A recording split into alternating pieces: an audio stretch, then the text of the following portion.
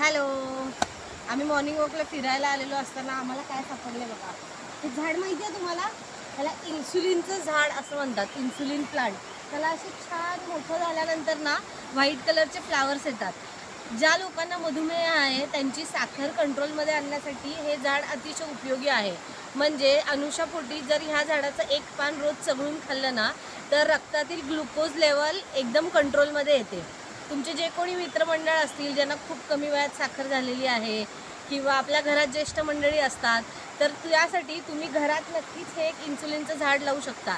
ह्याचं काय आहे, ह्याच्यात अँटीऑक्सिडंटचं प्रमाण जास्त असतं, त्यामुळे रोगप्रतिकारक शक्ती पण वाढते. आमच्या शेताच्या बांधावर पण अशी 1-2 इन्सुलिनची झाडं आहेत, पण ती अजून छोटी आहेत. पण इथं आल्यानंतर ना खूप मोठी मोठी आणि छान छान इन्सुलिनची झाडं आज आम्हाला दिसलेत.